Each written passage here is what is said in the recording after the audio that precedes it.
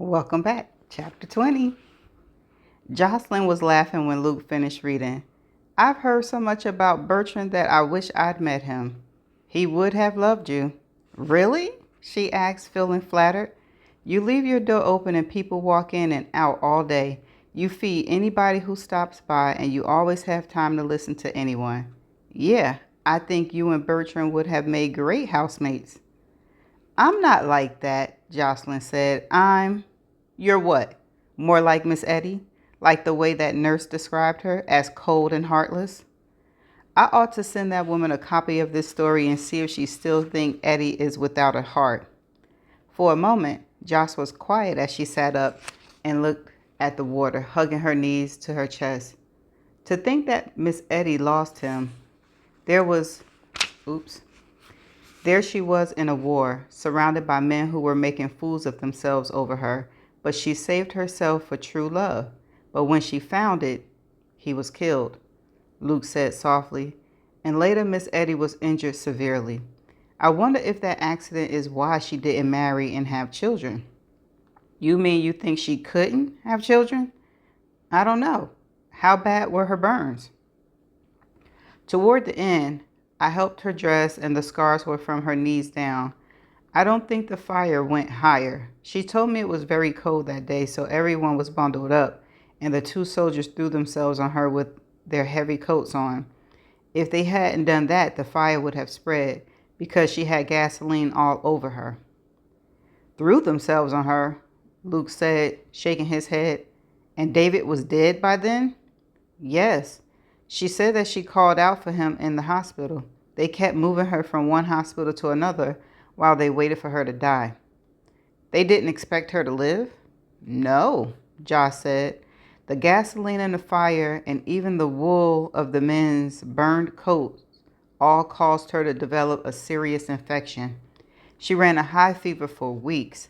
I think General Austin stepped in and had her sent back to the States even though she wasn't working for him then. Did she quit him? Do you think she told him she couldn't take his bad temper anymore? I don't know. I didn't ask because she never even hinted that he was a difficult man. She just said that when she was burned, she was still in England, but she was no longer working with General Austin. I don't know what she was doing. I assume she was still in the military or she would have gone home to Edeling. Would she? Luke asked. Why do you say that? Why would she go home to Edeling? What was waiting for her? An old house that cost a lot to keep and repair, and a brother who set standards for laziness? And your very happy grandfather, Josh said. Yes, my happy grandfather, who had broken up with Eddie the day after Pearl Harbor was hit. Did your grandfather ever tell you why they broke off their engagement? I want to know that too. Yes. When we went to Richmond, he told me that it was because they realized that there was nothing to find out about each other. Luke said. Gramps said that when he and Eddie saw that they were excited to go off to war, they knew that their perfect lives weren't so perfect after all. Miss Eddie told Gramps that they should have been devastated that the future they'd always looked forward to was going to be changed, but they weren't. Gramps said she gave back his ring.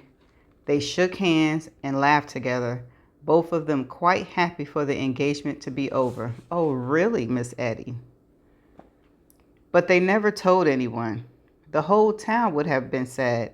War was enough, but it was far away. Eddie and David had been together all their lives. I can understand. Josh turned to look at him, stretched out on the blanket they brought, his head on his hands. I'm glad I haven't known you all my life. He moved as though he were going to take her hand in his, but he didn't. Jocelyn, I think, he began, but cut himself off, then lay back on the blanket. You still think I'm like your father? Why has that statement bothered you so much? Who wants to be like his girl's father? The old-fashioned term, his girl, made a little shiver run through her body. The more I hear of Miss Eddie's story, the more I think she and I are alike, and like my mother. We seem to like only men who... She didn't know what else to say. who aren't lawyers, Luke said. Your mother fell for a handyman and Miss Eddie loved a car mechanic, and now you like a gardener.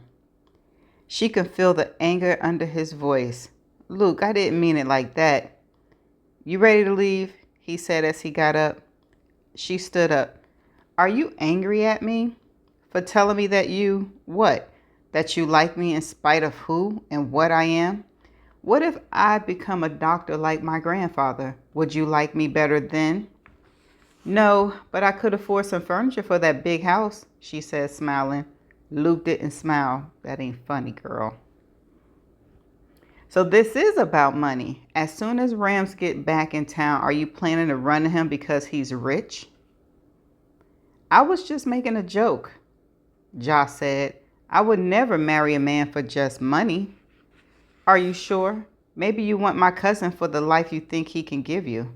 Vacations to the Orients, nannies for the kids, silver for the table. Is that what's important to you? When he started to move away, she put her hand on his arm. None of that is important to me, she said. If it were up to me, I live in a 2-bedroom ranch and write while the kids take naps. But Miss Eddie left me that house, so I... Miss Eddie, Luke said. Is she all you think about? Her life, not yours? Exactly, girl. That's what I'm saying. Of course not. I think about my own life, but Miss Eddie said Ramsey was perfect for me. As soon as she said it, Jocelyn put her hand over her mouth. She said, what? Joss picked up her pack and began to put things inside of it. Luke caught her arm and turned her to face him. I want to know what you're talking about. When did she tell you about Ramsey?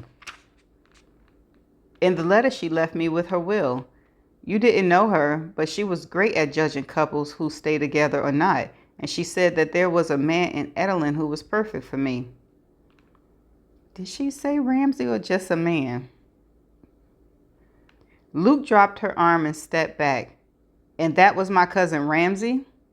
Yes, she said, but she didn't know you. She sure as hell didn't know Ramsey either. Luke nearly shouted. All she knew about him is his money and his ancestry. Did you ever think that you were part of the bargain between Alexander McDowell and Miss Eddie? Maybe she tried to thank Uncle Alex by giving his descendant the old manor that he coveted all his life. That's a ridiculous idea. You lived here a while now. Do you really think it's not possible? I don't know. Joss put her hands over her ears. I don't want to hear any more of this. When he said nothing else, she took her hands down and looked at him. He seemed to be waiting for her to say something, but she could think of nothing to reply to his accusations. Are you going to live your entire life with Miss Eddie? That's a good question. Luke asked. You live in her house and you're giving your life over to writing about her, reading about her. She seemed to be all you think about. Are you going to marry some man you don't love because she told you that you should? No, Josh said. You're twisting this all around. Besides, no one has asked me to marry him. But he's going to, Luke said, and you know it. You ready to leave? Yes, she said, but she didn't want to go. She wanted to stay and argue this thing out with Luke. It had been such a wonderful day with more of the love story revealed, but it had all ended in a fight. And she wasn't even sure how it had begun. She started to say that she didn't want to leave, but there was a flash of lightning and a crack of thunder, and the next second they were hit with a downpour of rain. Instinctively, Jocelyn looked for shelter, but Luke grabbed their packs and pulled out their plastic ponchos. He helped Jocelyn to hers with one hand while pulling his over his own head. We need to get out of here, he said over the rain. Can you walk? Sure. Stay close to me. His long legs set a pace that was difficult for her to keep up with, but she managed it. When they reached the truck, he threw open the door and she got in. Then he quickly raced around to the other side. Will you listen to me? She asked as he started the engine. I'm not marrying anyone. I'm sorry I talk about Miss Eddie so much, and I wish I hadn't told you what she wrote to me. He didn't look at her, but he gave a quick nod, then drove out of the parking lot, and minutes later he pulled into the driveway of Edelin Manor. "How long are you going to stay angry at me?" she asked, feeling close to tears. Suddenly, Luke reached across the seat, put his hand behind her head, and kissed her hard and long, and with more passion than Jocelyn had ever felt before. When he released her, her head fell back against the window and her eyes stayed shut. "Forget about Ramsey," Luke said. "He's too much like you, and you'd come to hate each other." When she felt him reach across her, she opened her eyes, ready to kiss him again, but he opened the truck door. "Go inside and take a hot bath. I have to go out of town for a few days, but when I get back, we'll get the next part of the story from Gramps." "Okay," she said as she got out of the truck. She closed the door behind her, then went into the house. That's the end of chapter 20. He's right. I always thought, like, girl, do you not have a mind of your own? You're going to live according to what Miss Eddie said? Like, I can understand she might be a little afraid to live for herself because that's all she knew was Miss Eddie and she don't know. But she not as naive as I'm kind of thinking she is, because she got a little spunk in her. So she do tad bit lean to living her life according to what Miss Eddie told her. And she's finding out like a lot of things wasn't true that Miss Eddie would say, or embellished, not necessarily not true, but kind of like embellished and little lies. But yeah, I'm with Luke on this one. Chapter 21. The next morning was Friday, and Joss was sitting in her kitchen finishing off a pot of tea when Tess walked in and let out an exclamation. "Whew, you scared me," Tess said as she went to the refrigerator. "What are you doing here?" "Last I heard, I live here." "Oh, my, we are surely this morning. You and Luke have a fight?" "No, of course not," Joss said, but her head was aching from a sleepless night. Luke's word, his anger, even his unexplained trip out of town were all bothering her. "Ramsey gets back today," Tess said. "His plane lands in Richmond at 10 this morning, so I figure he'll show up here for lunch. Last night he called me and asked all about you and Luke." "Why couldn't he have called me?" Good question. Joss asked. "If he wanted to know about me, he should have asked me." "You're in a bad mood this morning. So what did you and Luke fight about?" "Ramsey, probably," Sarah said from the doorway. "Luke and Ramsey have bickered with each other since they were born. Now they have Joss to fight over." "I'm not a..." Jocelyn had said the words so many times that she couldn't get them out again. Sarah went to the refrigerator and got a carton of eggs from her family's farm. "I'm going to scramble some eggs. Anybody want some?" "Yeah, sure," Tess said. "You better make extra because Jim will be here any minute. You know how he eats." Jocelyn sat in the middle of her own kitchen, watching the two other women moving about, and she remembered what Luke had said about her house always being open. So what was wrong with that? She wondered. Just because his house was as closed as a prison didn't mean hers had to be. "Why are you looking so gloomy?" Sarah asked. "And where is Luke? Why is it that since the first moment I set foot in this town that I've been connected with either Ramsey or Luke? Why can't I just be myself?" "Because you ain't acting like yourself." Tess and Sarah exchanged looks, as though some understanding had passed between them. "Why don't you go into town with me today and see my new shop?" Sarah asked. "You've been so busy with your book that you haven't even seen it." "You've been pretty busy yourself," Jocelyn said. With a man you love and a new business and everything wonderful that's happening to you, you must be very happy." "Come and spend time with Greg and me today," Sarah urged. "You really haven't got to know him, and he's a great guy." "That's not Josh's fault," Tess said. "You two spent all your time in bed or at the new store. Neither of you has time for anything or anyone else." "Your jealousy is showing," Sarah said, barely looking at Tess. "Ha!" Tess said. "I'm not jealous of anyone. Just because you two girls, came a voice from the doorway as Jim walked in, his arm full of grocery bags. It was too much for Jocelyn, too much company, too much of everything. She set her cup down and went upstairs to her bedroom.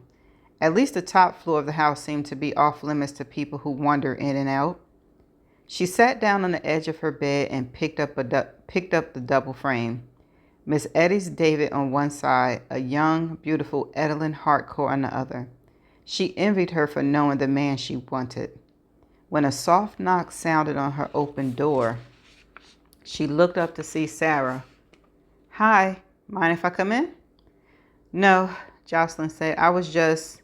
She couldn't think of anything to explain what she was doing. "Would you like someone to talk to?" "Yes, no, I don't know," Josh said. "It's just men," Sarah said. "That's what it always is and always will be. Men. You met a man, fell madly in love with him instantly, so what do you know about men problems?" "More than I can tell, and in spite of what Tess says, there's more between Greg and me than just sex and business." "I'd settle for that." Sarah leaned back on her elbows on the bed. "So tell me what my rotten cousins have done to you, and I'll tell you the answers. If there's one thing I know, it's my cousins. Didn't you tell me that Luke was so much older than you that you hardly knew him at all?" "That's what I tell strangers," Sarah said. "But I hope that by now we're friends. The day at Viv's house proved that." Josh groaned. "Don't remind me. Belle showing up wearing next to nothing, you and me running through the kitchen like escaped thieves, and Luke's..." "Yeah," Sarah said. "Luke's, you know what? I hope he told you that's over. He's been working with Ken at MAW to get his marriage annulled." "He told me," Josh said. "So soon he won't be married. Legally, he'll never have been married. So what's the problem?" Josh put her hand to her head. "Me. I am the problem. As far as I can tell, I have a choice between two fabulous men, but I'm not sure if either of them wants me or if it's just some male one-upmanship between them." "So who makes your heart beat faster when you see him?" "Luke." "Who do you want to spend every minute of the day with?" "Luke." "Who do you see when you imagine a home and kids?" "Ramsey." "Oh my," Sarah said. "You do have a problem. I think you need to make up your mind and stick with one of them. You can't bounce back and forth. It's not as though either of them has asked me to, what do you call it as an adult, go steady." "Luke wouldn't say anything until the annulment is final." "And Ramsey?" "He could possibly return with an engagement ring. He likes grand gestures." "But I hardly know him." "Interesting," Sarah said. I wonder what you would have said if I told you Luke was returning with a gift for you." "Where is he? Where did he go? He left town and I don't even know where he is." Sarah sat up on the bed and looked at Jocelyn. "You may think you can't decide between the men, but I think you have decided. Didn't Luke take you hiking?" "Yes." "Up to some lake?" "Yes. We stayed up there and ate sandwiches while we took turns reading Miss Eddie's story." "Sarah, you should read it. It's the most romantic thing I've ever read in my life." She stood up. "You know what I think is romantic? The way you've made my cousin smile. Luke may act tough and as though nothing ever bothers him, but underneath he has a very soft soul. He married a woman he didn't love because she was carrying his child. How sweet is that? He's the one who helped her get started in modeling, and she repaid him by..." She stopped talking. Excuse me. "I know," Jocelyn said with an abortion. "Who told you that?" "Dr. Dave." "Hold on." "My goodness. But you do get around. Dr. Dave told you about his grandson's problem in his personal life?" "Yes. What's wrong with that?" Sarah stood there looking at Jocelyn for a moment. You know what I think? I think it's possible that you're so in love with Luke that when he's gone for even a few days, you're down in the dumps. The last thing I am is in love with any man on this earth. I've known Luke, what, 2 months? How long did your precious Miss Eddie know the man she loved? Days. She's acting just like Miss Eddie. There you have it. I want you to put on some makeup, pull your hair back with one of your headbands, and I want you to spend a day with Greg and me at the new shop. You need to get away from this house, from the story you're so involved in, and you need to talk to people other than my cousins. Is that possible in this town? Funny, Sarah said, but jokes won't help you. Reaching out, she took Josh's hand in hers and pulled her to stand. Now fix yourself up and let's go. I have so much work to do that I don't know where to begin. No, not there, Greg Anders said to Sarah. It should go over here, not there. Josh was sitting on the floor, her legs crossed as she painted the bottom of one wall of the store. She'd been with Sarah and Greg for hours now, watching them, and all she could say was that Greg made her want to find Luke and run to him with open arms.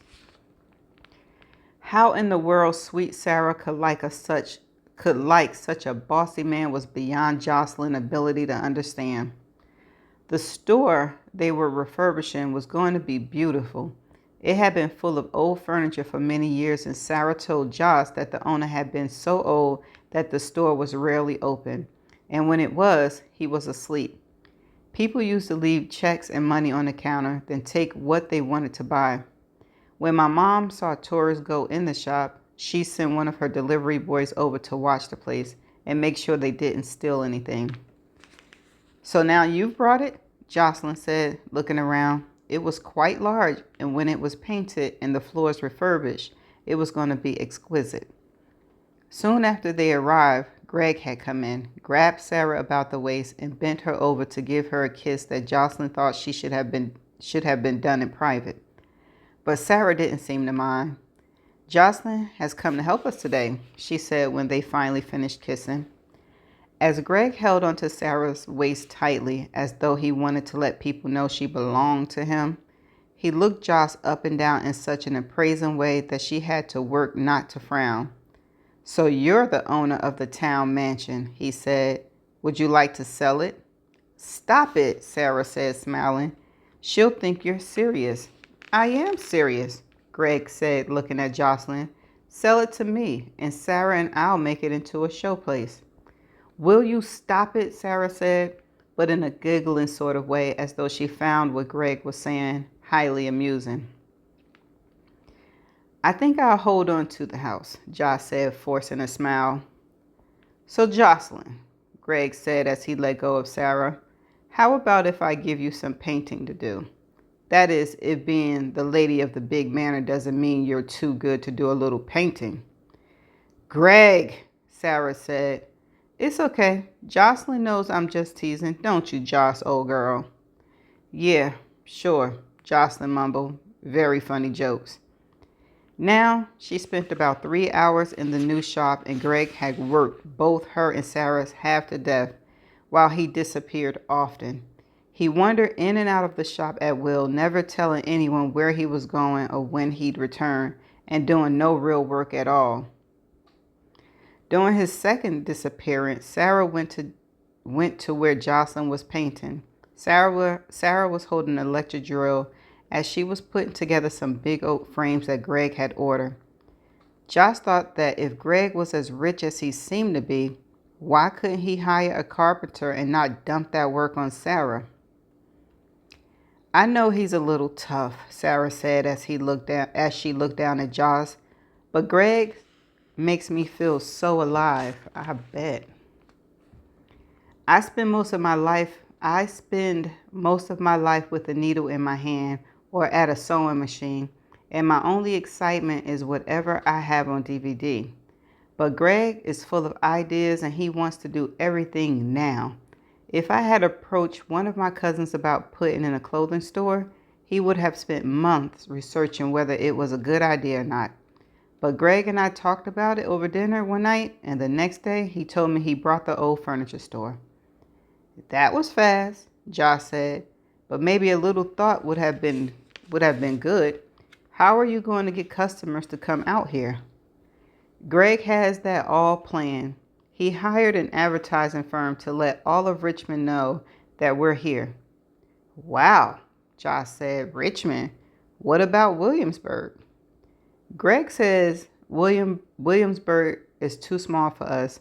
We have to look at the big picture. He wants us to go to New York. He wants us to go to New York a couple of times a year to buy designer clothes, then bring them back here and sell them for twice what he paid for them. He really is a great businessman. Or a dreamer, Josh thought, but said nothing. Uh-oh, there he is. I better get back to work. Did I see you two ladies goofing off while my back was turned? Greg said as soon as he was in the store. I'll have to dock your pay for that. I wasn't aware that we were getting paid, Jocelyn said, and more animosity than she meant to reveal came out of her voice. Now, Greg said. Ladies need to keep their tempers in check. Hey, Josh, maybe you like a job working here. It might help support that big house of yours. Josh could feel the blood leaving her face. It looks like the news that Miss Eddie had left her no money for the upkeep of the house was out.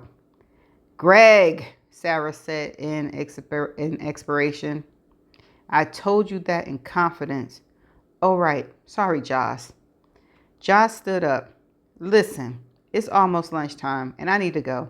Tess said that Ramsey would be back today and I need to see him about some legal things. Sure, Greg said. So I hear you have 2 boyfriends and can't make up your mind which one you want. Okay, Josh said, I better go.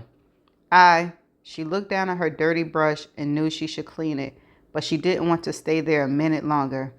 I'll see you later, Sarah, and your store is going to be beautiful. I'll see you tonight, Sarah called as Josh went out the door. Josh heard Greg say, What'd I do? I was just teasing her. When she was outside, Josh breathed a sign of relief, and she practically ran to Ramsey's office. I figured I'd see you today, Tess said as soon as Josh entered. Did you come to see Ramsey or to get away from Greg the obnoxious? To get away, Josh said. I feel like I can use a shot of tequila. What a jerk he is. How can Sarah like him? I don't think anyone has lived long enough to answer the question of why someone likes someone else. She laughs at his jokes and thinks his grandiose plans are great. Do you think that people from Richmond are going to drive all the way to Edlin to go shopping? No, Tess said. Why don't you come into my office? Joss looked around and realized she'd never been inside Ramsey's office before. She walked and driven past it many times, but had never been inside.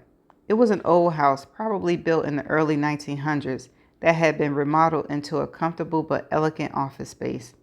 In the front was a waiting room furnished in reproduction 18th century pieces. From Colonial Williamsburg? Josh asked. Of course, Tess said as they went to the back of the building. They passed 2 desks with women behind them, and they looked up curiously when Josh walked by. They're shocked that I have any women friends, Tess said as she closed the door to her office. It was beautiful, but in a stark way that Josh couldn't have stood for long. There were no photos on the desk, nothing personal anywhere. Just like her apartment, Josh thought. It's as though she doesn't want anyone to know about her life. So, what was he up to today? Tess asked as she sat down behind her desk, leaving Josh to take one of the seats in front. Josh didn't like the desk between them, but she said nothing. You mean Greg? Yes, of course. I was so involved in the catering and you were so wrapped up in your book that neither of us paid any attention to Sarah's new boyfriend. It'll be more difficult now. Oh, they don't like him either. I don't like him either. True, Josh said, but her voice was cautious. You aren't suggesting that we do anything about it, are you? And besides, as far as I can tell, Sarah likes him. She doesn't need anything to be done. After I met him, I talked her into letting MAW handle the legal aspect of the store, meaning that I reminded her that she has no money, so she shouldn't sign any papers. Let him pay for everything and let it be on his head when the thing fails. You're sure the store will fail? Joss asked. I think that if Sarah opened a little place with her own creations and did a lot of altering for a select clientele, she'd do well. Sarah is a good one-on-one, but I can't see her getting involved in Fashion Week in New York, can you? Jocelyn narrowed her eyes at Tess, I can't see that either you or I know what's best for Sarah and that we should let her live her own life. That's a thought, Tess said. Then she glanced up at the window by her door. Ram's back. For a moment, Jocelyn just sat there staring at Tess. It had only been a flash, maybe a 6/4 of a second, but there had been a light in Tess' eyes when she saw Ramsey. That Joss wasn't sure what it meant, but she knew that Tess was glad to see him. You know what it meant, girl. Turning in her seat, Joss watched Ramsey stride through the building and straight to Tess' office. He didn't slow down to set his briefcase down or acknowledge the greetings of the many people who said hello to him. He ignored the pink telephone notices that the two secretaries tried to hand to him. Instead, he raced across the long room to get to Tess. He threw her door open so hard he nearly hit Joss with it, but he didn't notice.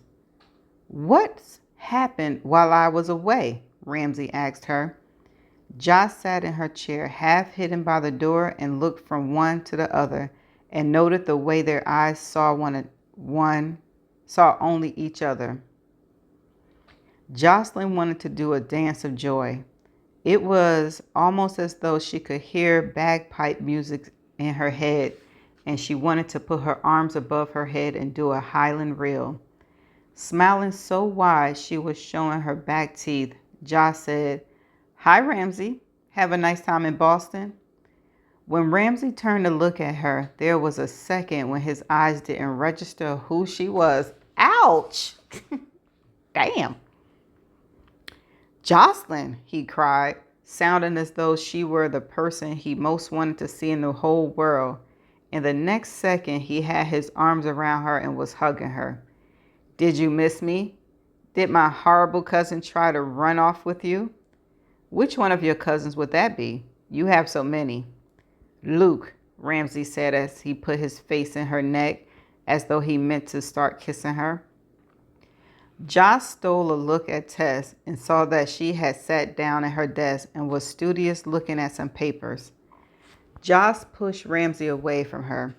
How can anyone run off with me when I'm anchored to that house? I was just about to tell Tess that Greg Anders offered to buy it from me. He knows I have no money to support the place, so he volunteered to take it off my hands. Who the hell is Greg Anders? Ramsey asked Tess. Sarah's new boyfriend. Tess said, brought a house here, has a lot of money, and they're opening a designer dress shop in the old furniture store. Ramsey's eyes widened. This all happened in a short time I was away? Joss said, lots has happened since you were away.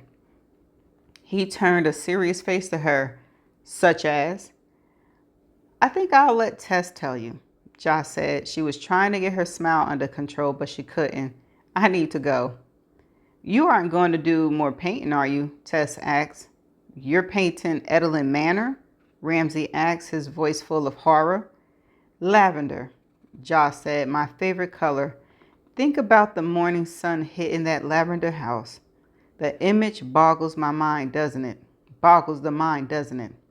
You can't, Ramsey began as Jocelyn closed the door, and she heard Tess say, she was making a joke, so try to find your sense of humor and don't make a fool of yourself. Laughing, Joss left the office, aware that the secretaries were staring at her in disbelief. Joss was probably the only person to ever leave Tess's office and be laughing. And that's the end of chapter 22. I don't like Sarah's boyfriend either, but that's not here nor there. They ain't, the story ain't about her. They just throwing that in there. So Jocelyn saw how Ramsey was so excited to see Tess that he didn't even notice Jocelyn.